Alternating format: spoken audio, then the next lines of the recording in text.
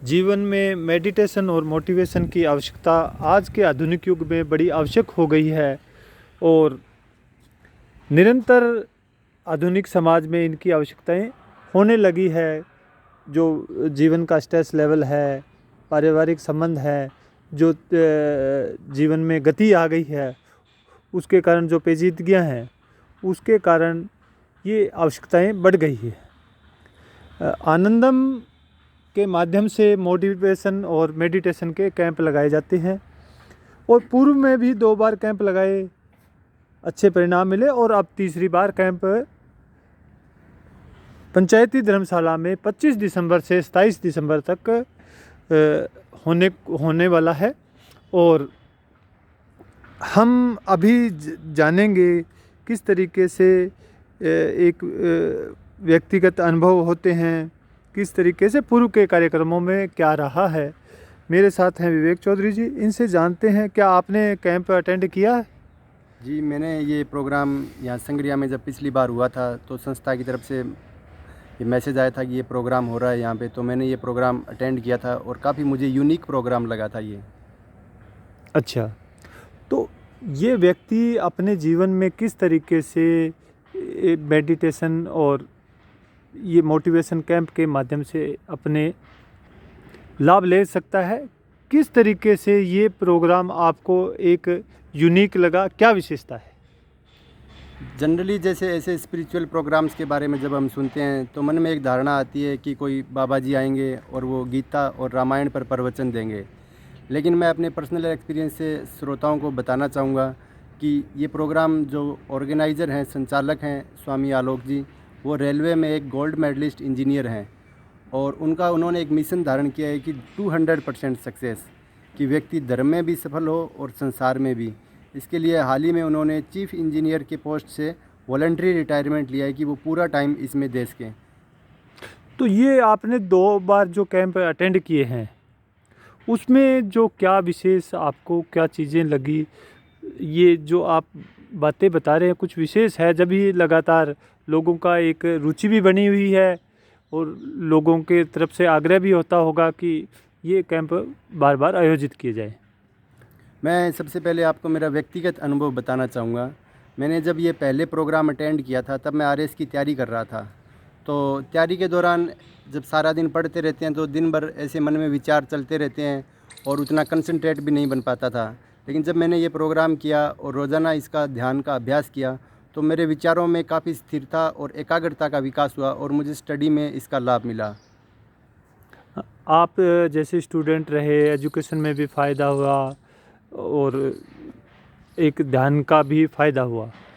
अन्य कौन कौन लोग हैं और वो किस तरीके से अपने जीवन का स्तर बढ़ा सकते हैं, सोच का स्तर बढ़ा सकते हैं और जीवन में संबंधों को कायम रखने के लिए, परिवार को संभालने के लिए किस तरीके से कौन कौन लाभ ले सकते हैं और कैसे लाभ ले सकते हैं? मैं इस प्रोग्राम की जो विशेषताएं हैं ना, उनको 3 वर्गों में बांटना चाहूँगा।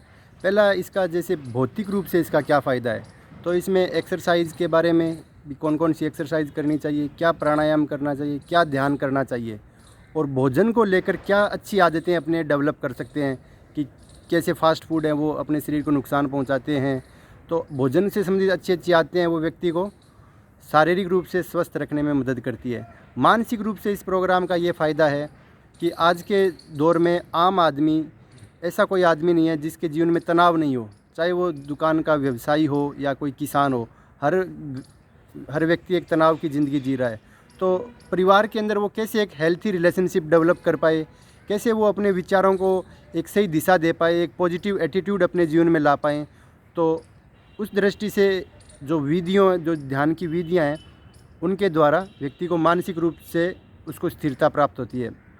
और तीसरा इसका है अध्यात्म, कि वो कौन सी ध्यान की विधियाँ हैं या प्रार्थना हैं जिसके माध्यम से व्यक्ति धर्म के मार्ग पर आगे अग्रसर हो सकता है। जैसा कि आपकी बातों से ज्ञात हुआ है या पूर्व में मेरी जानकारी है कि ये एक ऐसी विधि है जो वैज्ञानिक सोच के साथ आध्यात्म को जोड़ के जीवन की दिनचर्या में नित्य के जो कामों को एक सुचारू ढंग से, एक सिस्टेमेटिक ढंग से लागू करके अपने जीवन में उतारें तो जीवन में एक व्यक्ति बहुत लाभ ले सकता है।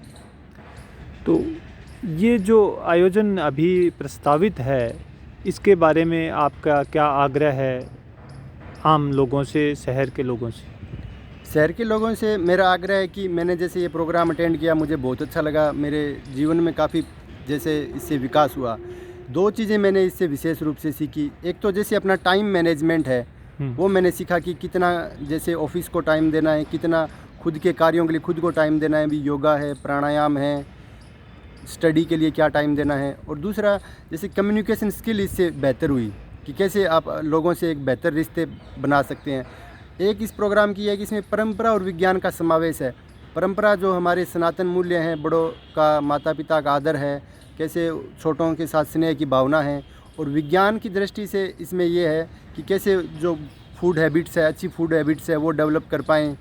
जो आधुनिक रिसर्च हैं जो हमें बताती है कि किस तरह के आदतें हमें विकसित करनी चाहिए। मैं आपको एक छोटा सा एग्जांपल देता हूँ जो मैंने इस प्रोग्राम से सीखा कि व्यक्ति को बहुत बार ऐसी परिस्थितियाँ होती है कि उसको गुस्सा आता है, सामने वाले ने कोई गाली निकाल दी या इस तरह का कोई रिएक्शन किया, तो अपने उस टाइम क्या है, उसका कुछ माहौल ही ऐसा होता है कि प्रत्युत्तर नहीं दे पाते, अपने को वो गुस्सा पीना पड़ता है। तो 2 उपाय होते हैं, या तो अपने उस गुस्से को एक्सप्रेस करें तो रिलेशन ख़राब होते हैं, अगर पी जाएँ तो वो नुकसान करता है। तो उस प्रोग्राम में एक साधारण सी विधि बताई जो मुझे काफ़ी अच्छी लगी कि जब भी आपको गुस्सा आए और अगर आप टेबल पे बैठे हों और आपके हाथ और पैर नीचे हैं, तो हाथों को आप इस तरह से सिकोड़ सकते हैं भी, और पैर की अंगुलियों को भी सिकोड़ सकते हैं।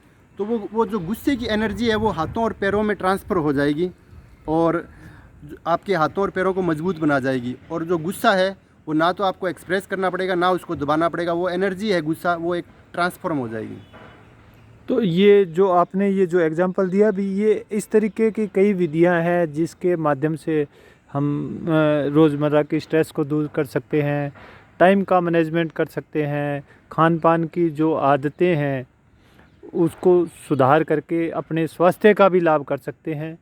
एक ओवरऑल व्यक्ति के व्यक्तित्व में जो चीज़ें होनी चाहिए उसको और एक उच्चतम स्तर पर विकसित करने की एक विधि है। अंत में आप सार संक्षेप में इस प्रोग्राम के बारे में अपने विचार। धर्म को लेकर जो इस तरह के धार्मिक प्रोग्राम होते हैं, एक आम धारणा रहती है कि वहाँ गंभीरता का सा माहौल होगा, लेकिन जब मैंने अटेंड किया तो बहुत ही खेल में, जैसे यहाँ डांस की गतिविधियाँ हो रही है, खेल कूद की गतिविधियाँ हो रही है, उन सब के माध्यम से सिखाया जा रहा है और बहुत ही आपको रोचक और आनंद आता है। इसलिए मैं शहर के लोगों से आग्रह करना चाहूँगा कि एक बार आप पहले दिन इस प्रोग्राम में आकर देखें, अगर 2-3 घंटे प्रोग्राम को अटेंड करें, अगर आपको अच्छा लगे तो इसको कंटिन्यू करें, और नहीं तो आप वापस भी जा सकते हैं। तो मैं आपको पुनः ये याद दिला दूं कि पंचायती धर्मशाला में 25 दिसंबर से 27 दिसंबर तक ये कार्यक्रम होगा और सुबह 9 बजे से ये शुरू हो जाएगा। तो ये कार्यक्रम अभी 25 दिसंबर से 27 दिसंबर के बीच में होगा और एक अच्छा कार्यक्रम जैसे मैंने महसूस किया है। सभी से, शहर से आग्रह है कि स्थानीय स्तर पे ये कार्यक्रम हो रहा है तो आप लोग इसका लाभ लें और इस प्रोग्राम को एक बार ज़रूर देखें और अटेंड करने की कोशिश करें, ताकि जो एक नई और साइंटिफिक विधि से मेडिटेशन और योग का कार्यक्रम है उसमें हम अब लाभ ले सकें।